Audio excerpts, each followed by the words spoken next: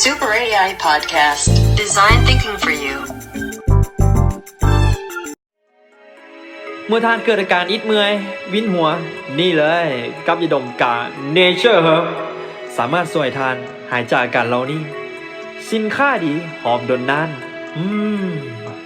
ฮ่าหอมชื่นใจเฮ็ดจากสมุนไพรแท้100%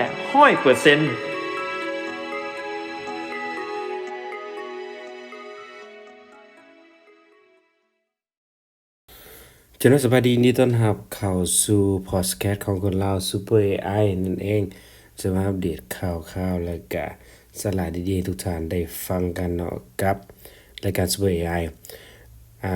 ก็สิว่านิดนึงก็แม่นห่างหายไปโดนโคตรดนเลยเนาะเกี่ยวกับการมาอัปเดตคลิปใหม่ๆทุกท่านได้ฟังกันส่วนในมื้อนี้เนาะข้าพเจ้าอยากมาร่วมคืนเกี่ยวกับการตั้งเป้าหมายในปี2020นั่นเองว่าเราจะมีการตั้งเป้าหมายแนวใดนั่นก็คือการตั้งเป้าหมายแบบ OKR นั่นเองเนาะ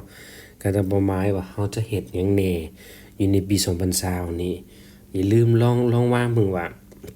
ท่านอยากได้หยังเนาะในคำว่า OKR ในปี2020ดังกล่าวนั้น1คือท่านอยากได้รถบ่อยากได้เรือนบ่ หรือว่าอยากได้หยังต่างๆนานาเนาะลองเขียนมาเบิ่งแล้วค่อยๆใจแยกเนาะแล้วก็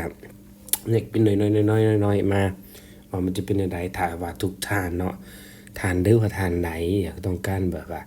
เฮาเว้าละเอียดเกี่ยวกับการตั้งเป้าหมายแบบ OKR เนาะก็อย่าลืมคอมเมนต์อยู่ในคลิปสั้นๆตัวนี้เนาะในคลิปต้นปี2020นั่นเองและก่อนเราจะจากกันไปก็ขอขอบใจทุกท่านเนาะขอให้พรทุกท่านจงมีสุขภาพแข็งแรง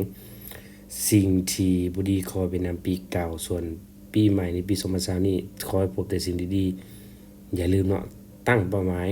ให้ตนเองโอเคของเรามีแนวใดถ้าสนใจตื่มเดี๋ยวเราจะมาเฮ็ดคลิปต่อๆไปก็ขอบใจ Super AI Podcast Design Thinking for You